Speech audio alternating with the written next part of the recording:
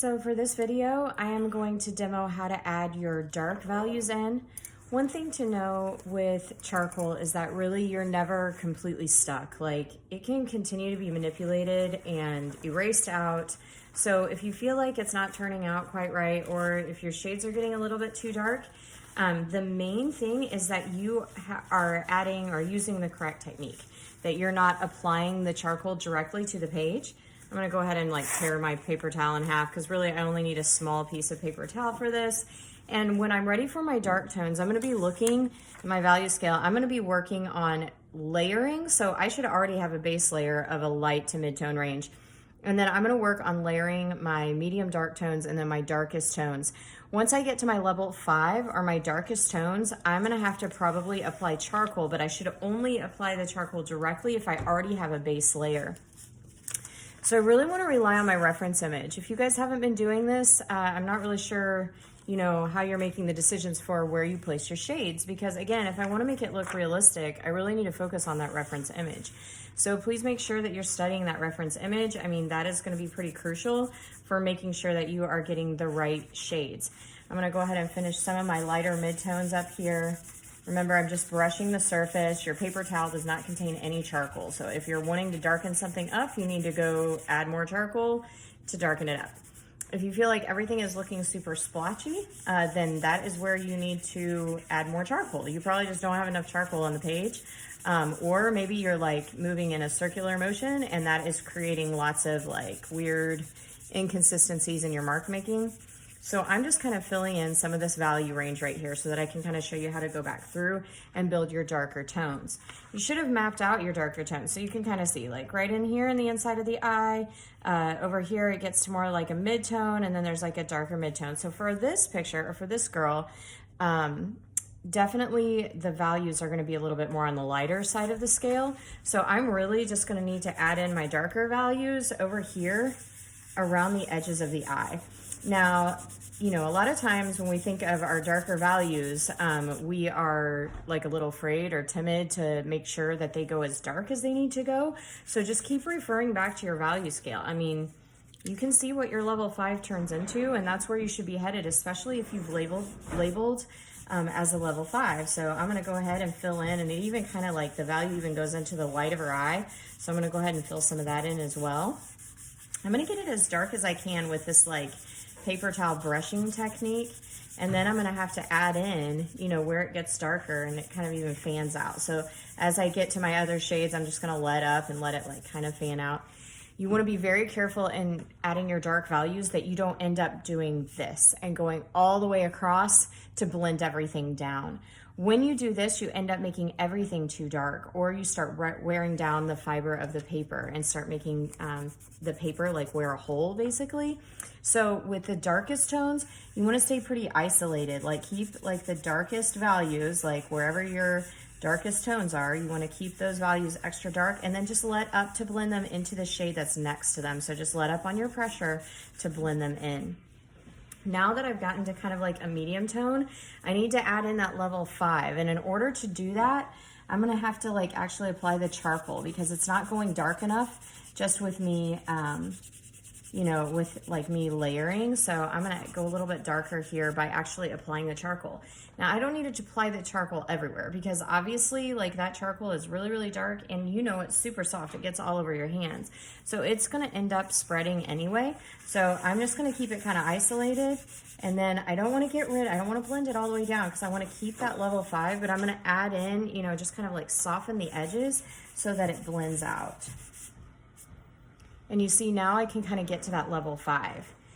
Also in this phase, you are able to start using your charcoal pencil. So your charcoal pencil, it should be sharpened with these sharpeners. So you want to use these sharpeners for your charcoal pencil, and not the one in the room. And sometimes like charcoal gets stuck down in there, and that is a bummer. I'm going to go ahead and use the other side here. All right. So you're going to use your charcoal pencil for small dark shadows. Now let me give you a word of warning. Anytime you get a pencil in your hand, people have a strong desire to outline everything. Outlining everything turns your drawing from being a value drawing to being a line drawing, and it flattens it out. It no longer looks realistic. So you need to remember that this and this are exactly the same. They are the same in that they're both charcoal, and they're both used for creating areas of value, not lines. So when I start applying the pencil, I'm going to start in thinking of it in terms of adding my level 5s, but just in small areas, like wherever it like gets too dark or it gets super dark and it's too small really for my charcoal stick or pastel to really fit in that area, like it would end up being too much. So I'm going to use the pencil as more of that for that idea, like to have something that is super soft. I did have a blending stump with me, but it is not here right now. So your blending stump, dang, I wish I had that. It is just rolled up paper. It's in the back of the room, but all that is, remember, is just a rolled up piece of paper. So once you get the blending stumps, and I'm kind of just mimicking what a blending stump would be like with a pointed tip.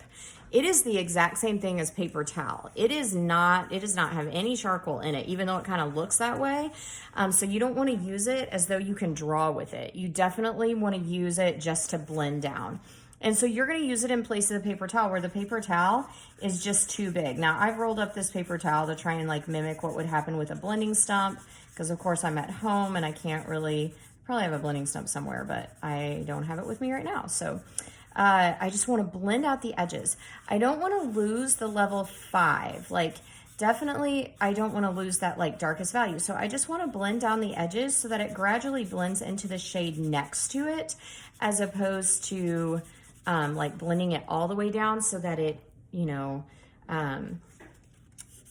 so that like it no longer looks as dark as it actually is. So be careful with that. Like you don't want to blend it completely down because you still want to keep some of that level 5. Also, many of you with like the shade of your eye, I mean, this girl has light eyes, light colored eyes. I'm not going to worry about the flex right now because that comes in the next stage when I get to like more of the texture, and that'll be your next video. So you'll want to watch that next video. But with the shade of her eyes, I want to kind of squint at it. I mean, her eyes are like kind of like a level 2, level 3 in various places. So I'm going to fill it in. A lot of people, I mean, my level 2 is this dark and my level 3 is this dark. So what a lot of people are doing if they have light eyes is they're thinking of their eyes as being like too light. So you want to be careful with that. You also want to be careful to leave your catch light.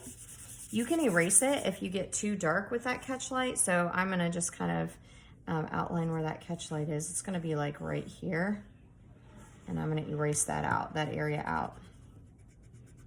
That's where like that reflection of the light source is going to exist. And then of course her pupil is like more in the center here, and I can use, I mean really either, like I can use my charcoal pencil or I can use my charcoal pastel to fill it in, because this is going to be completely black for everyone. That pupil is an absence of light and color, so it's going to be completely black. And then I would probably recommend using the blending stumps again. If you have been absent for quite some time and you're not really sure what a blending stump is or where to find it, ask a friend or somebody around you. The sub will not know where it is located, but you can ask a friend. You can also ask Miss Ryan if she shows up. That's the other teacher we're in her classroom. So you could ask her as well. So for now, I just want to get my base layer for the color of the eye. So I'm going to go in here. I'm just using the pencil as a shading tool. I mean, I'm not pressing super hard. Sometimes I am pressing super hard if I want a darker shade, but I'm just using it as a shading tool right now. I'm not using it for anything else. Other than that, like I'm not creating lines with it. I'm not creating details. In this phase, I should not be like doing any sort of like eyebrow hairs or eyebrow texture, anything like that. I'm just really like getting my shades correct. So also in this stage, you should be taking a picture of your work and comparing it to the your source image, just so that you can do what's called checks. Like you want to make sure that things are looking accurate. That's part of your rubric. You can review your rubric if you're unsure of what's on there. But you want to do checks because you want to see like, and I'm noticing that like the white of the eye is actually darker over here than what I have it. It's like more of like a level 3 into a level 2. But you want to be doing checks just to like compare and make sure that your values are looking correct, like that your values are actually accurate to what's in your picture.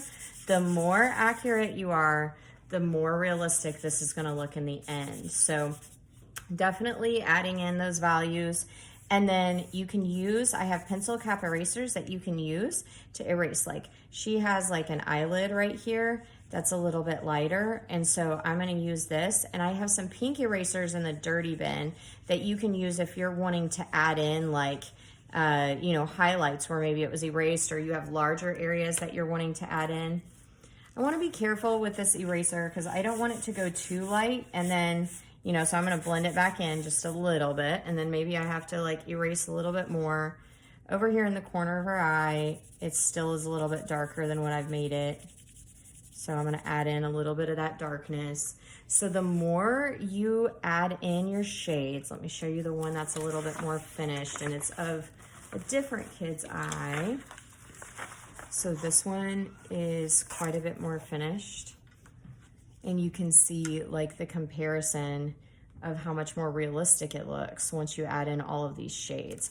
So make sure you're really studying your image. Don't lose your highlights. You don't want everything to go dark. I can't say it enough, like do checks. There are checkpoints around the room. You'll see people getting up. If you've been absent, then you can just notice what people are doing, or you can ask them, where are the checkpoints where I'm supposed to hang up my work and step back from it. Remember, my main goal for this assignment is that you are learning about seeing light and value and knowing how to apply the value as a result of your light and shadow zones.